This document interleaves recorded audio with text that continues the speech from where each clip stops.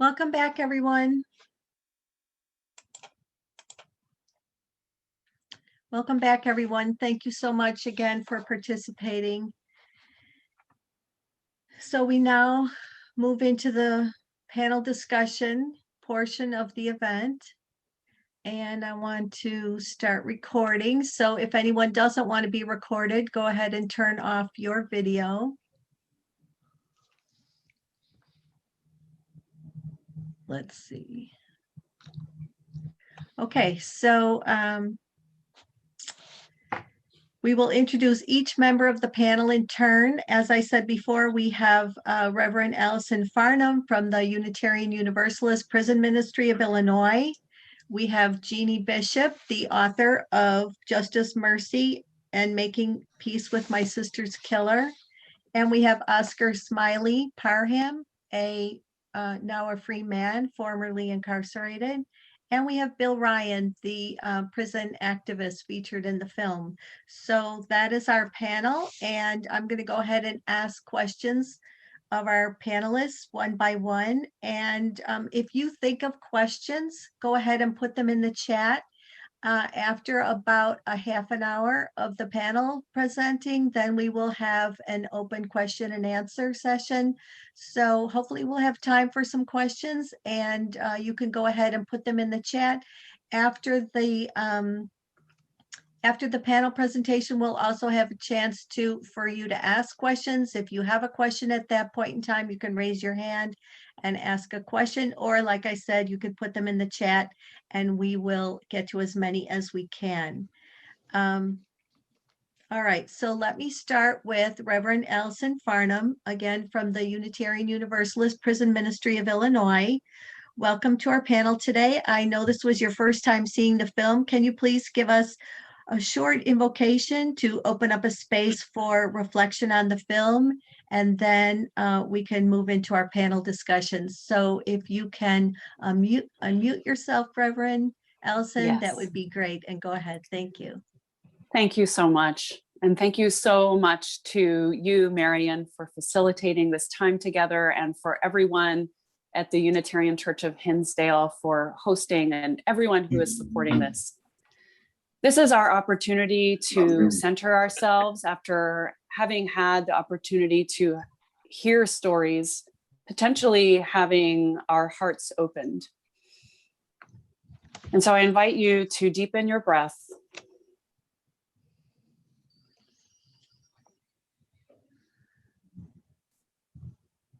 And as we have heard stories potentially of heartbreak, we can allow our hearts to break open and soften. And as we turn ourselves towards springtime, we might also allow our hearts to open to possibility. Amidst all the systems of harm and oppression and violence in this world and in our state, that we gather here in the spirit of love, to bolster our faith in possibility and redemption for all. So may it be. Blessed be. Ashe, Shalom, Salam, Amen. Thank you, Reverend Ellison.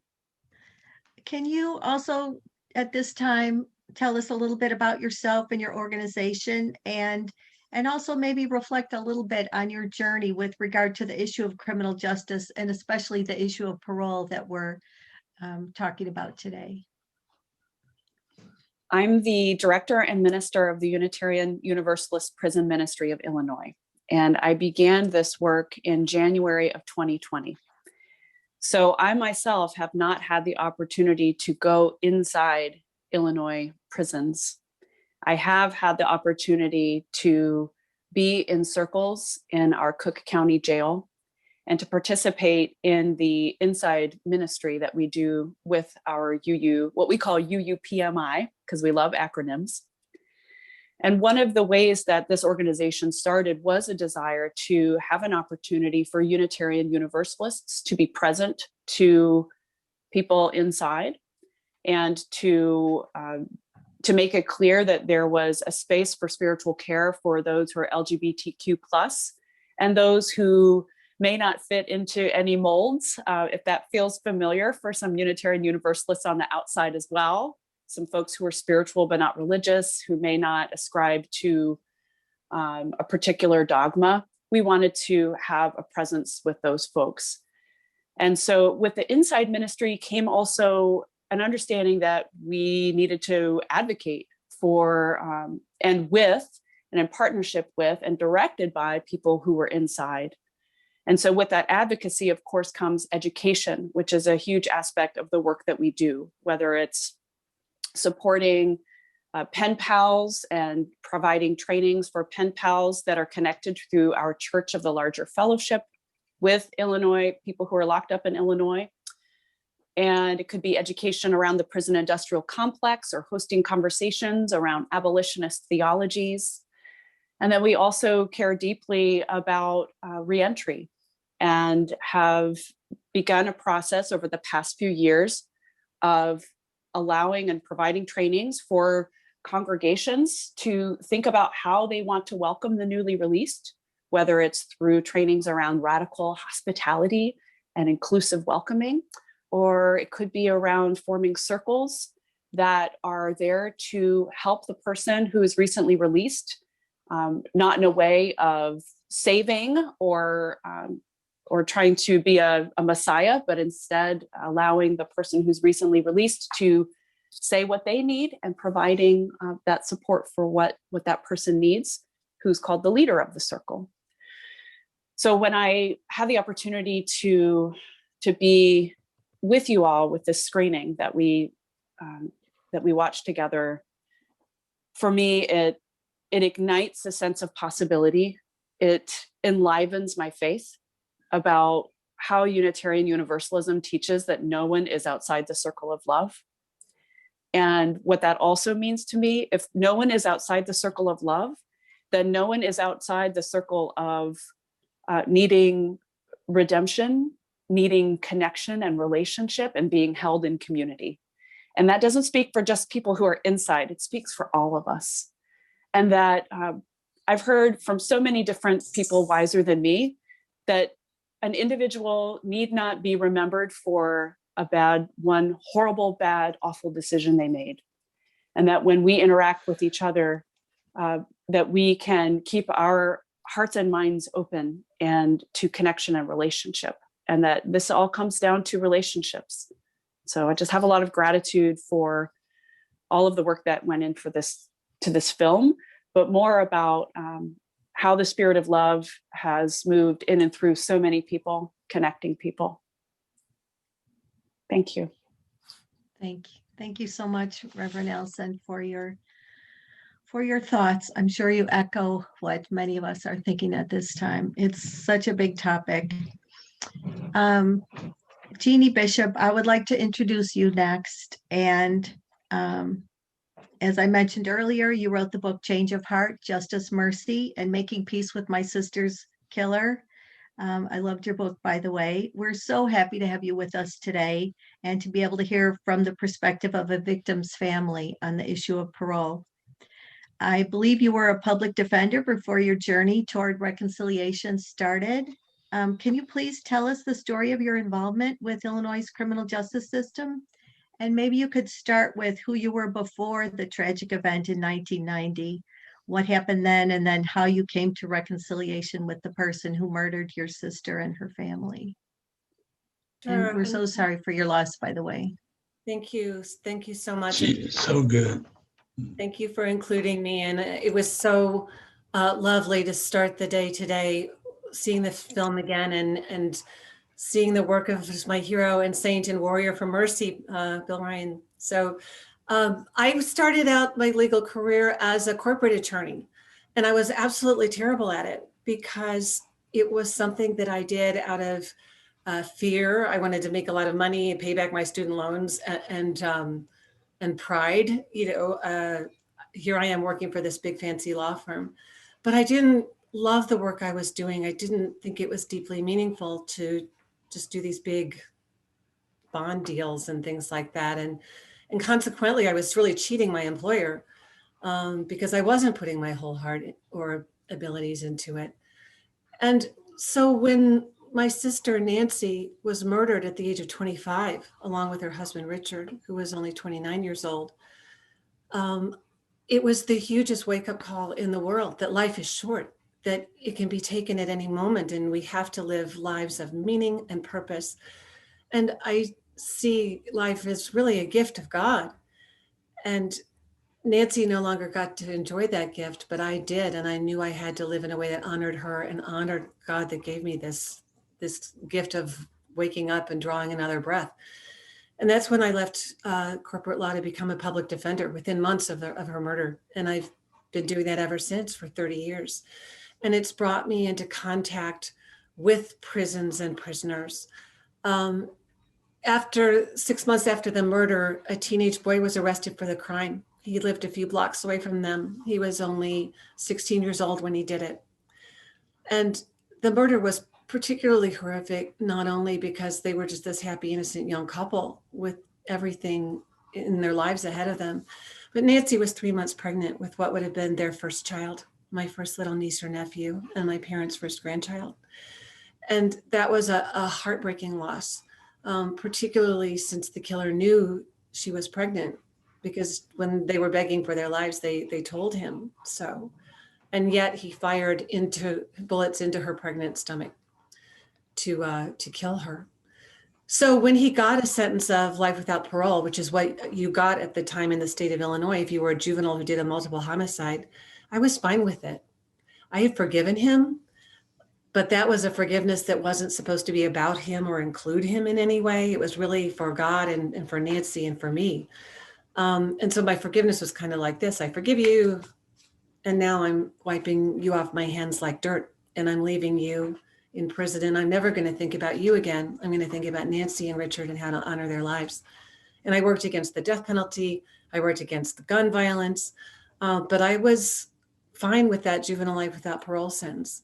But over time, heroes like Bill Ryan, like Sister Helen Prejean, like Mark Osler, like Bernadine Dorn, my North Star, my moral compass, got me thinking about the wrongness of my position, that this sentence is merciless, that it forecloses the possibility of redemption and restoration.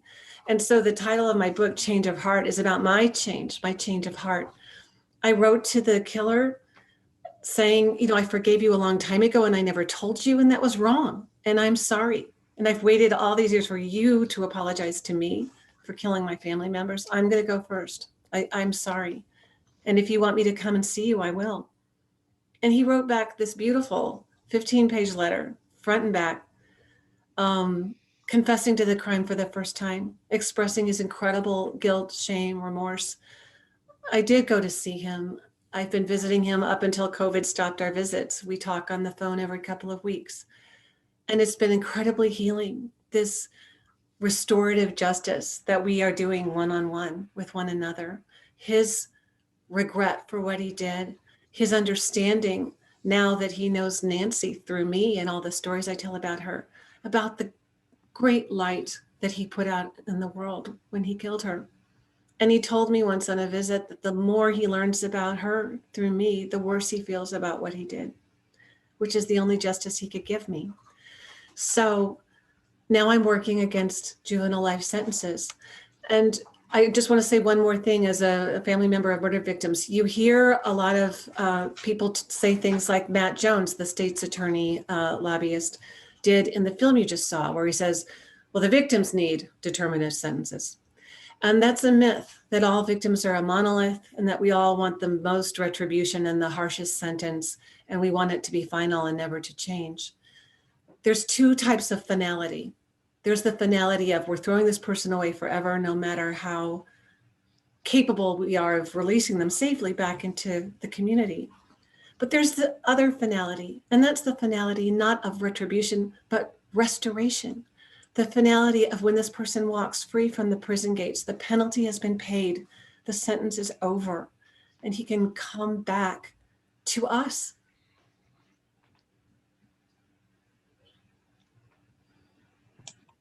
Wow, thank you. Thank you for that. Very powerful. Thank you. That was one of my questions because they said that so strongly and firmly in the film that the parole system harms victims. So it's really good to hear you say that no, that's a myth. Victims are not a monolith and people feel differently. And yeah, that's really something to ponder. So thank you for those words. Let's move on to introduce Oscar Smiley Parham. Mr. Parham, may I first say how happy I am for you that you are now a free man. Can you please unmute yourself and tell us what has been your life's relationship with the legal system in Illinois? First of all, let me say thanks to all of you for inviting me to this gathering. I actually met Jeanne Bishop, and when she came to a class that with Professor Lackey down in Stateville. I know Bill Ryan, and I just want to say thank you to all of you. With me, you know, I was just released on August 5th of 2019 after serving 30 years for guilt by association under the guise of accountability. We heard Janet talk about accountability and what it means. And and I'm gonna give you the legal term. It means to aid, abet, or facilitate the commission of a crime. And you know, it basically says that the lookout man is just as guilty as the shooter, even if the lookout man didn't know that the person that does the shooting was gonna pull the trigger. But in my case, I didn't have a weapon. I wasn't at the scene of the crime. And even though I had minimal criminal convictions with no history of violence, I was given a mandatory natural life sentence, which on the surface says that I'm incorrigible and beyond redemption. But when you look at the fact that right before my trial, the state offered me an 11-year plea at 50%, which meant I would have had to do 5 years, shows that even the state felt that I had rehabilitative potential. Now, how they were able to, you know, they were able to get the conviction basically because I was hooked up in the gang.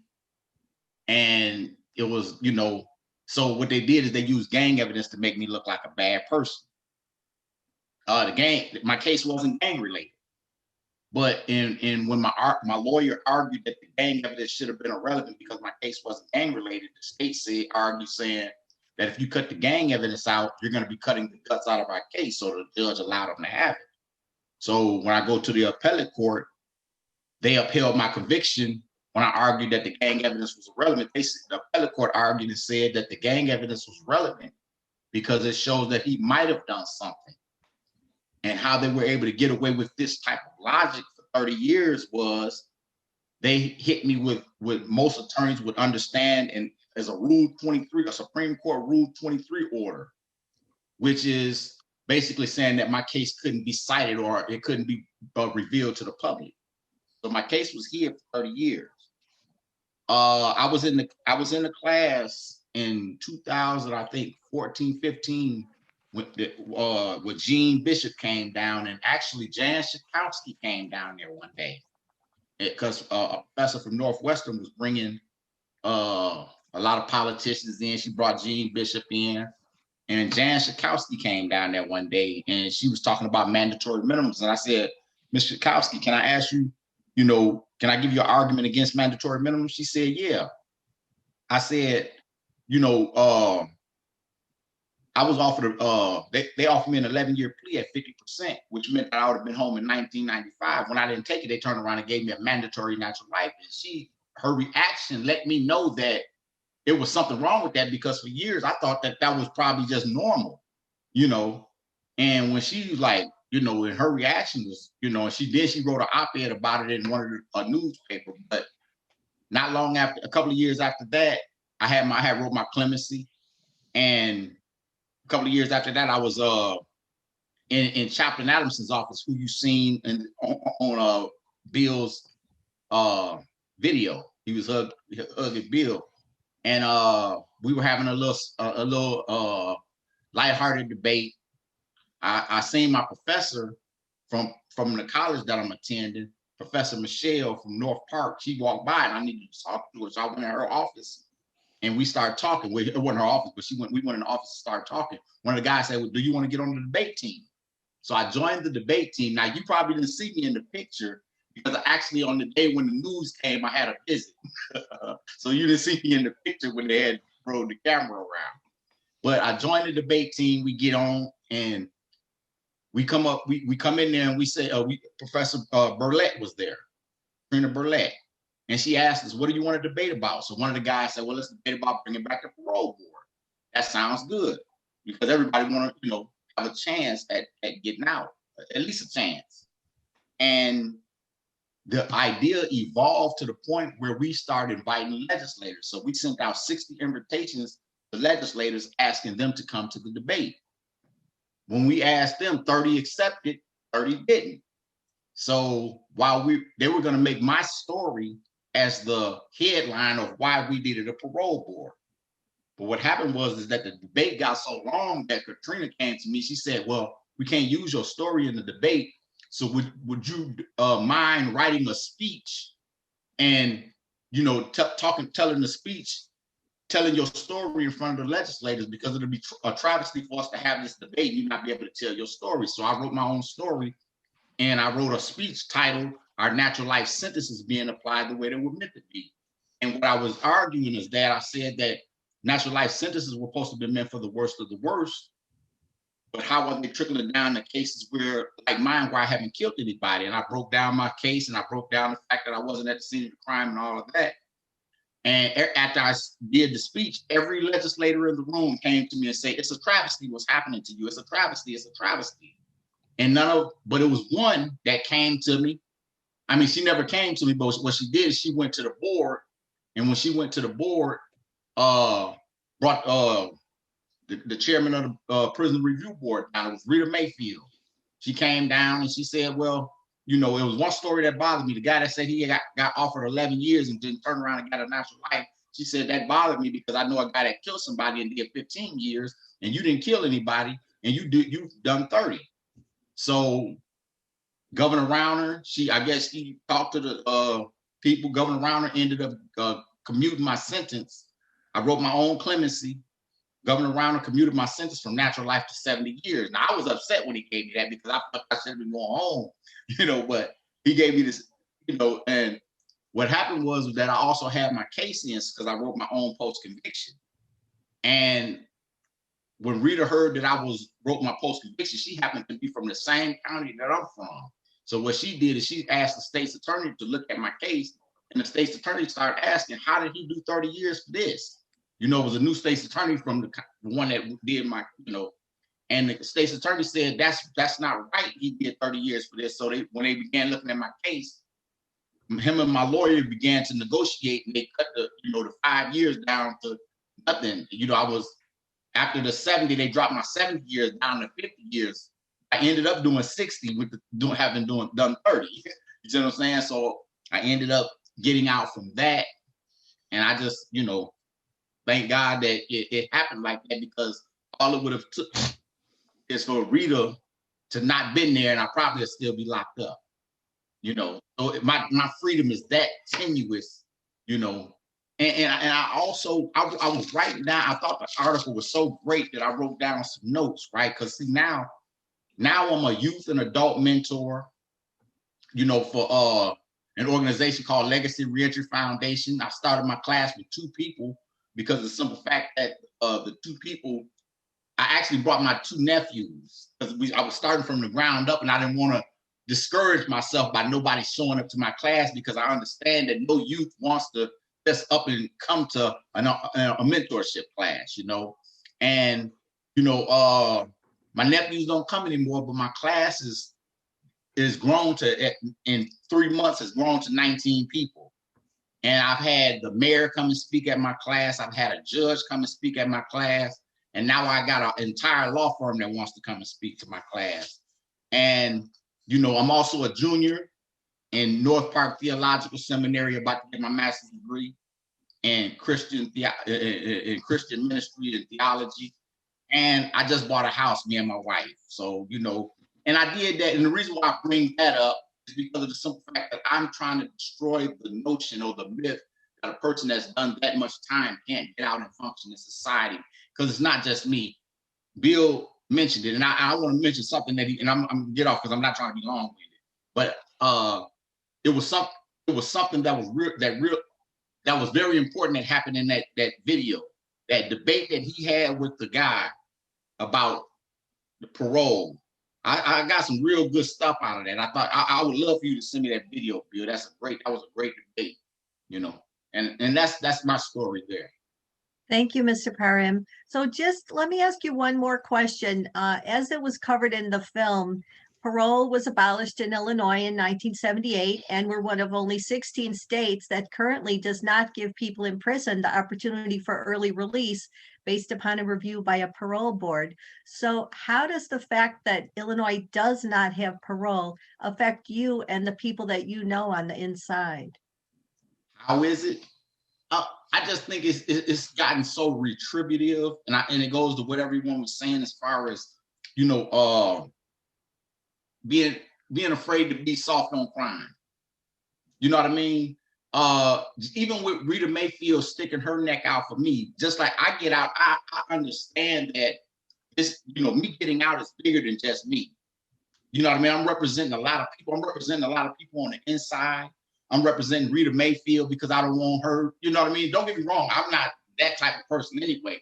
But I'm just saying that I understand that, you know, the implications that are on me. You know, I understand the pressures that's on me to not just abolish the notion, but to completely destroy the notion that guys can't. But yeah, as far as the prison, what was the question? Why it's not one? Well, how does it affect you? Like, I imagine that you know a lot of people who have been in for such a long time and could possibly, if there was a parole board, they would be able to show that they have rehabilitated themselves. So it must be heartbreaking that you know all these people that could benefit from it. Not only that, it can give hope. You know what I mean? That's the main thing. Keep hope alive right now. It gives hope. You know, it's like you say, it's a lot of guys that, and I thought that it was, you know, that could really benefit from it. One of the things that came from that debate that I was mentioning about the bill is that he said that the first thing that everybody think when you bring back a parole board is that it's going to let everybody out. Actually, only a small percentage will still probably get out. But some people will get out because, you see what I'm saying? He was talking about the severity of cases. That's what the board is for, to judge that. You know what I mean? It's not saying that because I go to the parole board, I'm going to automatically get out.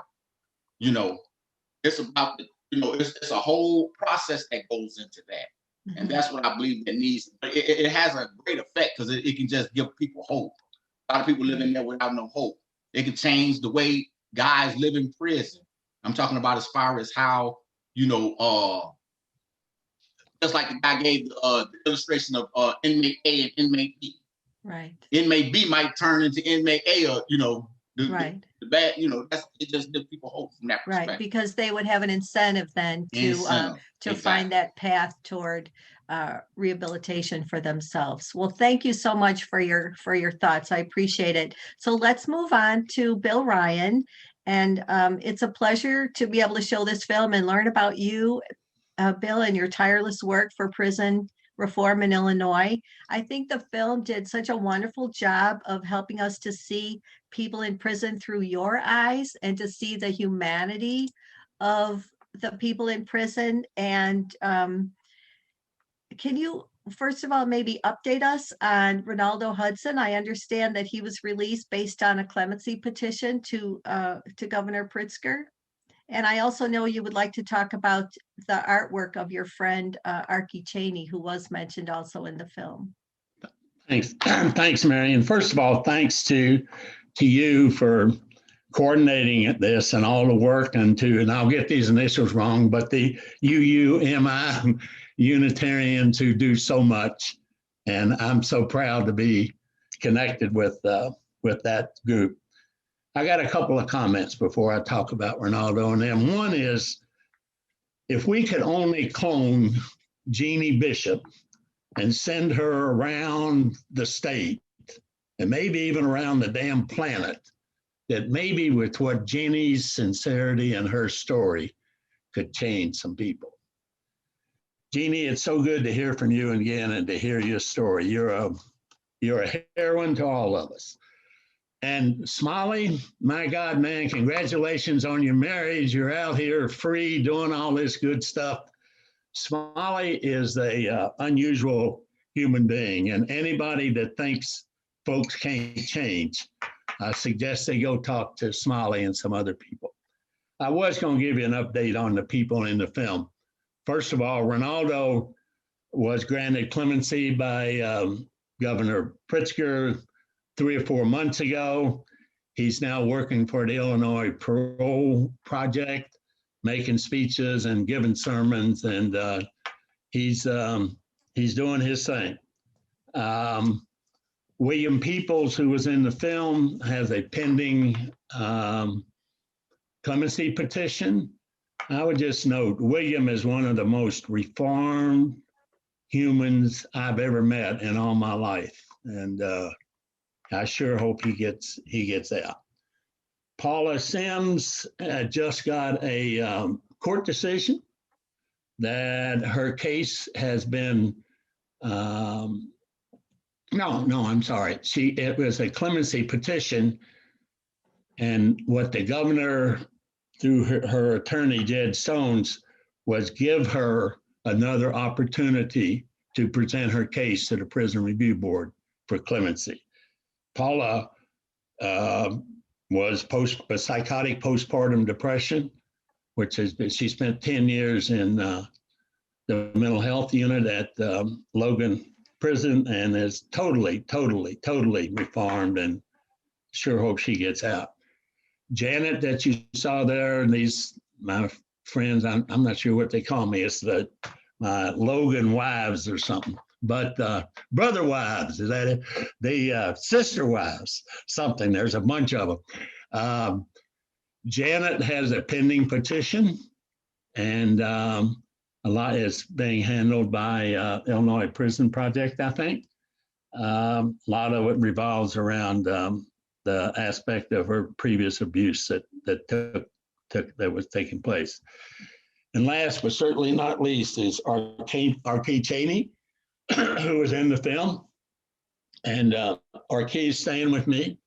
He was granted clemency March 7 months ago. And he is a very, very accomplished artist, as we mentioned. We want to show you some of the art that he has produced. And also, hopefully, we'll get a chat from Kathy Blanford, who will tell you how to contact me and R.K. if anyone would like to look at his collection. We've transformed the garage into a studio, and we hope to have some exhibits. And so R.K., you want to bring some paintings over? And here's, can you see, if I hold these like this, can people see them? Hold it a little higher.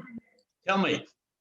Is that And good? we see the blue one. We can't see the green one. Move it over. There you go. Over this way. That's good. Okay. Mhm. That's 2 of the ceramics that he did. 2 more of, he went to get a painting. 2 of these, can you see? Got him turned around. Oh, I got it turned around. I tell you, somebody told me I would have messed up the Last Supper if I'd been around there. Is this it? Okay. Uh-huh. All right, bring in Cool. the R.K. Look, check this one out, folks. Wow. Hold it a little higher. Higher. Uh-huh. That's good.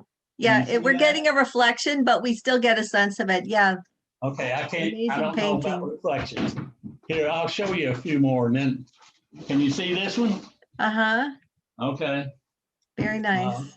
give me a couple more, okay? Give me that. So Tracy did put the information to reach. Here they are. Uh-huh. Okay, thank you. And so R.K. spent 33 years, 34, he always corrects me, and is now certainly is an artist, and we hope that his expertise in artistic can be recognized. Anybody wants to look at it more, he's got 100 paintings, a bunch, how many? 130. 130. He's also very precise as compared to me. We're like the zing and zang of the world, I guess, or something, whatever that word is. He's so organized and I'm all screwed up. So at any rate, that's it for now. Thank you. Thank you, Bill Ryan. Appreciate hearing an update on all of these people.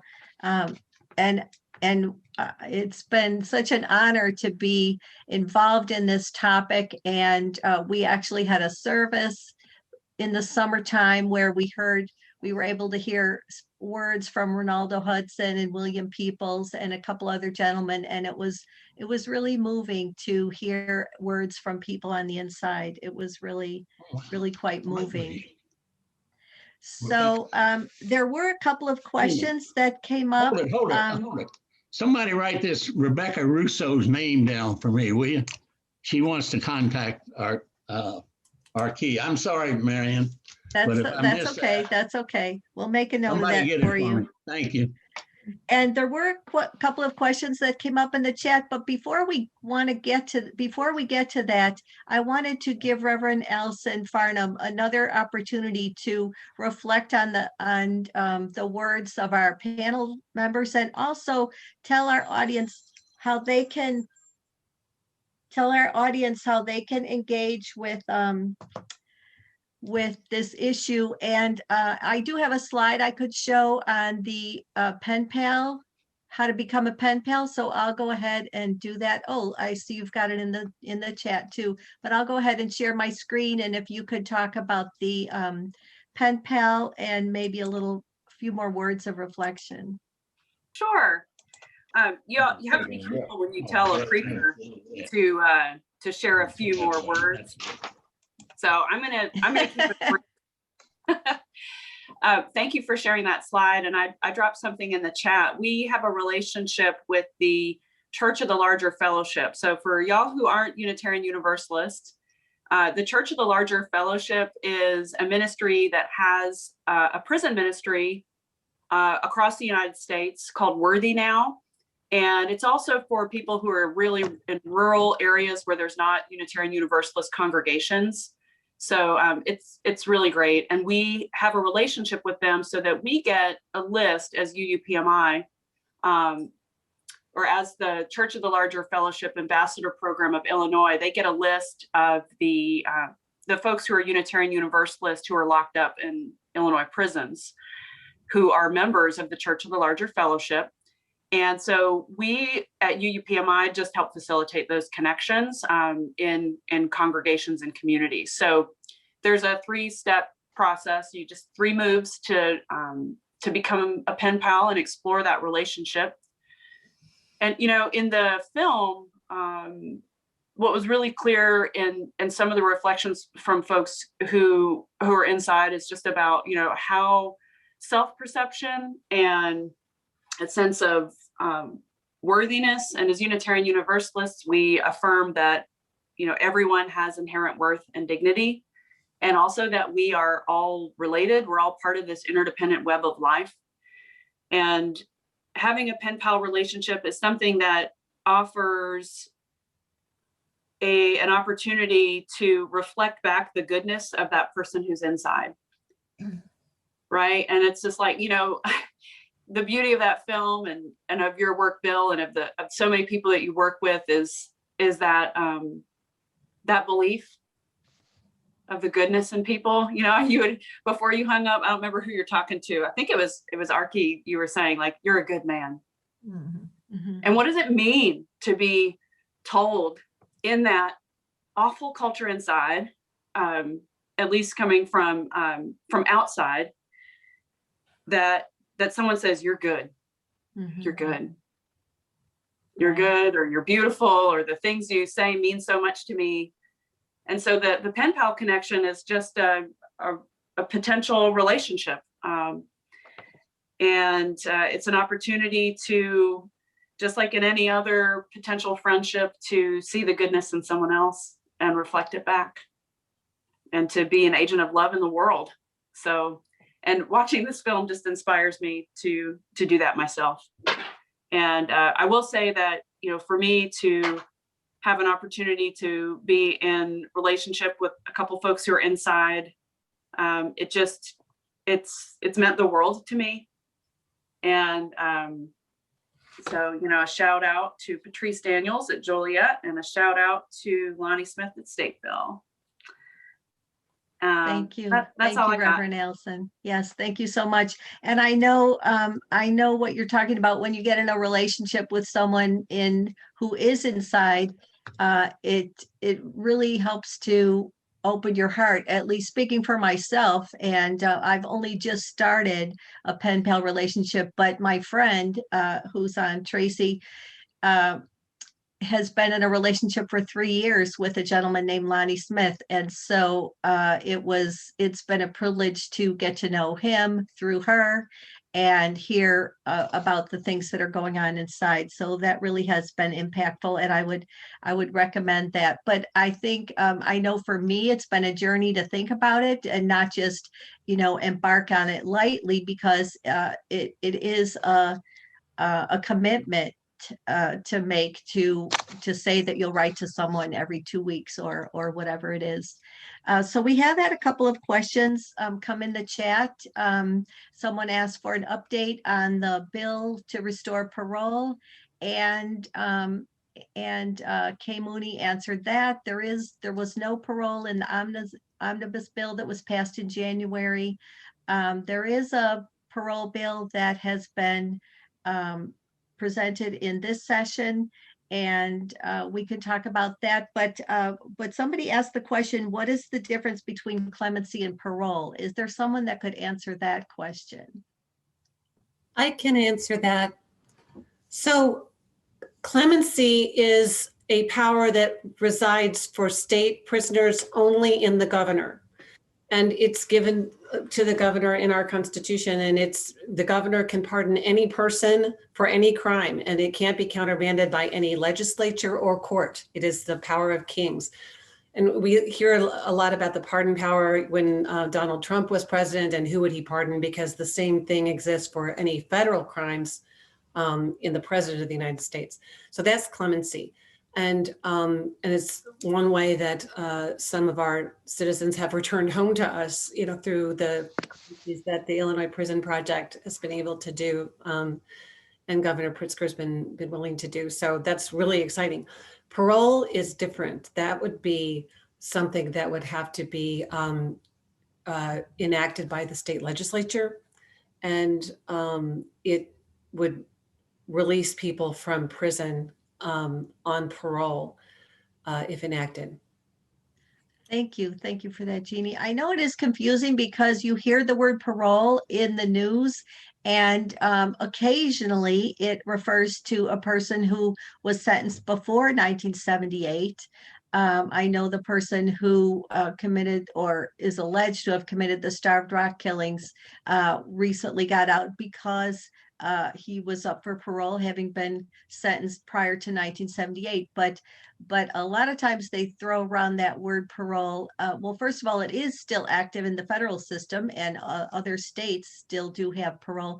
So when we're talking about parole, we're talking about early release for good behavior and time off the number of the years that you were sentenced to. But sometimes the Illinois Department of Correction uses the term parole when they're talking about people who are on this thing called mandatory supervised release, which is after you actually serve your complete sentence, based on those truth in sentencing laws that were passed in the 90s in Illinois. So that's the difference between clemency and parole, and I hope that helps. Another question was asked, how does Governor Pritzker feel about parole? Now, I know that Governor Rauner put through a lot of reforms for a prison because, like a lot of Republicans, he saw the extreme cost that the taxpayers of Illinois are spending on the whole prison system, and because of all the people that are stuck in there. But could anyone speak to how Governor Pritzker feels about parole? Bill, is that something that you could speak to? Well, I don't think anybody knows. He has not stated a formal position on parole. Certainly, Governor Pritzker had, in terms of release of people, has granted clemency to a lot, not a lot, well, more, triple, probably, maybe 4 times as much as any of the last 3 or 4 governors put together. So he's been been active with it. I don't know what his position. Maybe I don't. You know, Jeanne. Jeanne, can you hear me? She needs to unmute. Jeanne Bishop knows everything. I actually don't know. I actually don't know what his position on parole is. But I agree that he's been very good about doing, letting people out that have done more than enough time.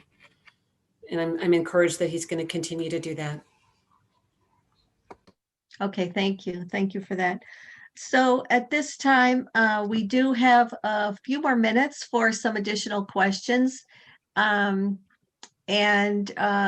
Kay Mooney has put some information in the chat. If you're interested in finding out about the parole bills, there have been some bills proposed for elder parole, as we're calling it, for people who have served a certain number of years.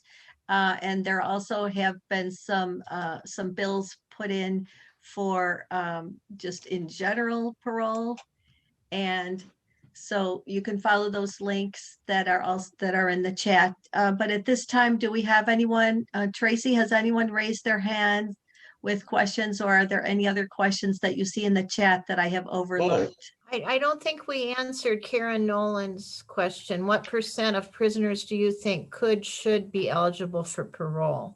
All right, that's a good question. Jeanne, do you have an opinion on that, or Bill?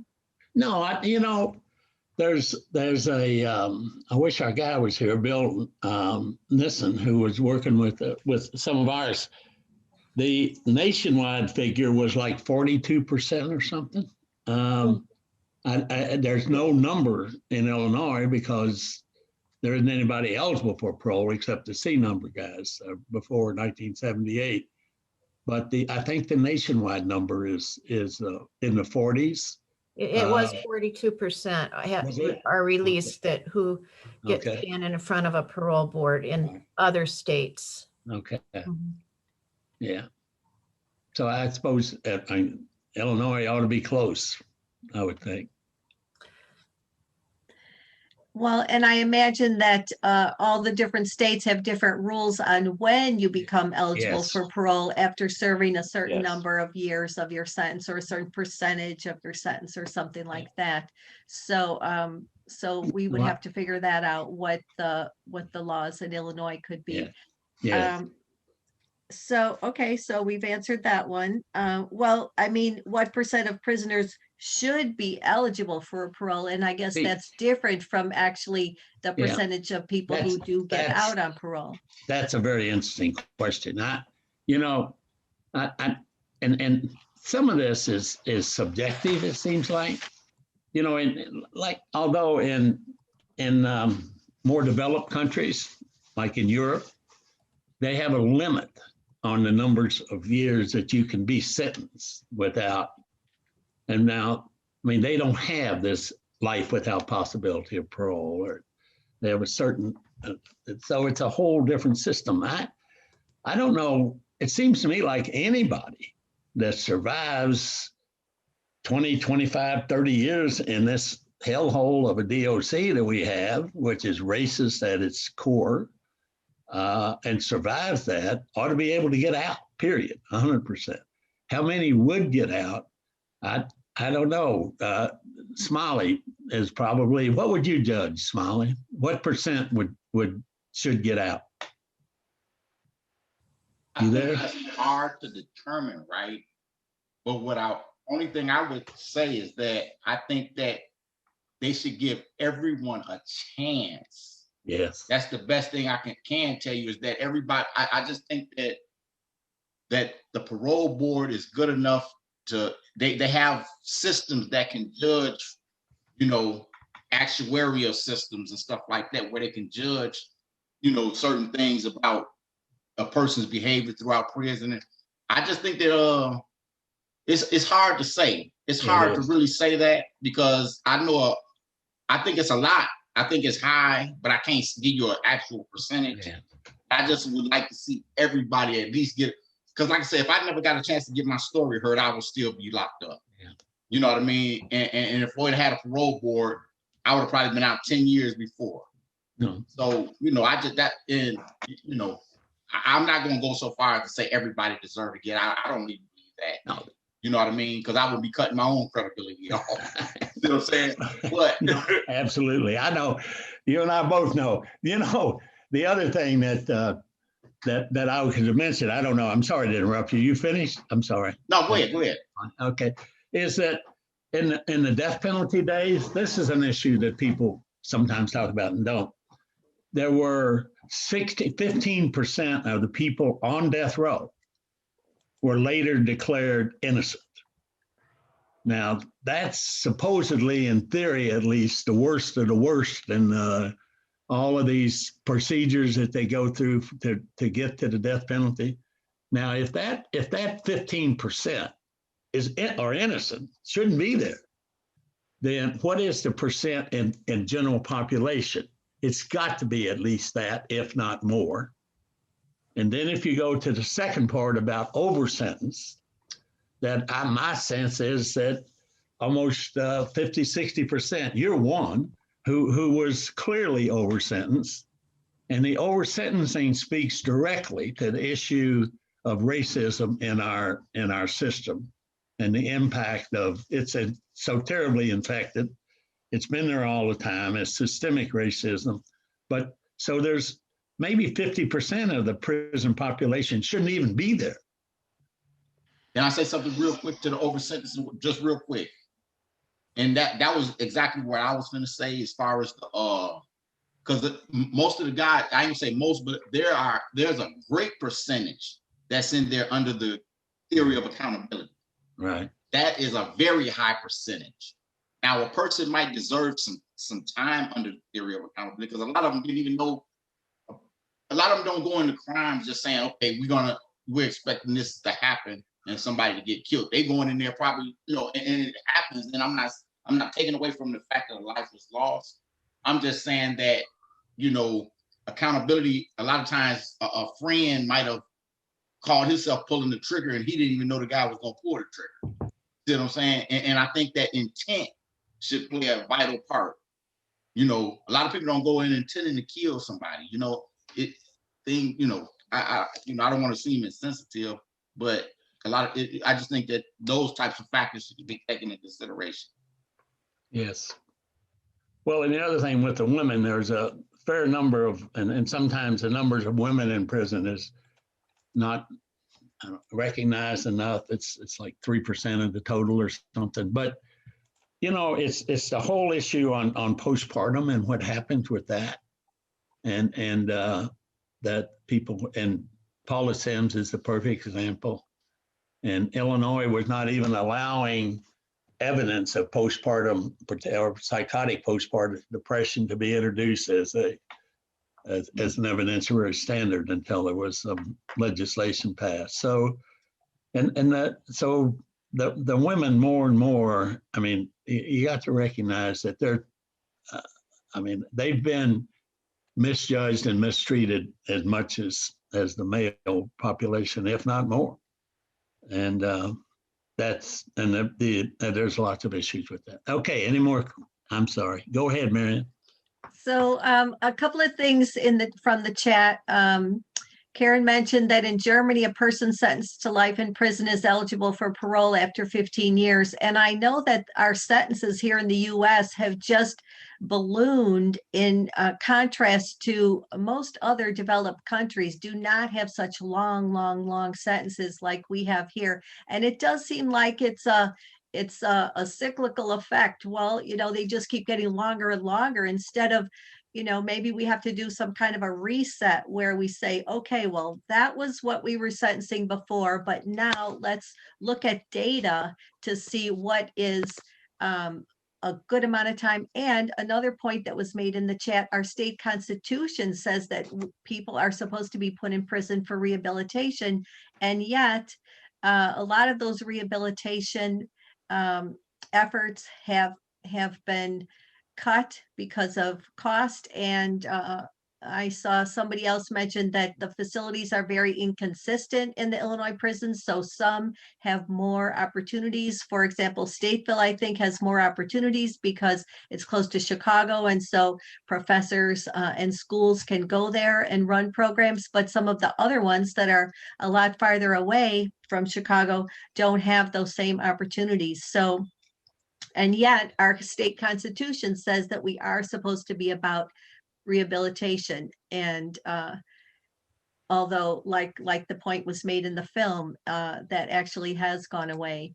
So thank you everyone for all the messages in the chat. We will send a final email to everyone on all the links and resources that have been provided. We do want people to take action. So there's no specific bills that I know the numbers on today, but there are parole bills that are coming up. But I think it's very important to have conversations with your friends and relatives, not just about racism, but also about mercy.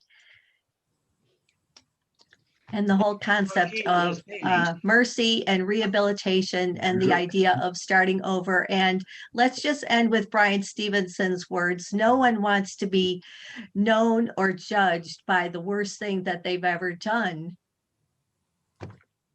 Anyway, thank you all so much. I truly appreciate the opportunity to bring this program to you. I truly appreciate everyone for being part of this panel. Thank you, Jeanne Bishop, Oscar Parham, Bill Ryan, and Reverend Ellison Farnum. Thank you all so much. And thank you for the great questions. And thank you, my UCH team. Thank you for your support, Tracy Olson, Kathy Blanford, and Reverend Kay Mooney. I really appreciate it. And I want to end on time. So I'm going to go ahead and end this program. Thank you all so much. Thank you. Blessings. Thanks. Yay, y'all, you're justice warriors. Thank you, Kay. How do you get out of here? I don't even know how to get in. How do you get out?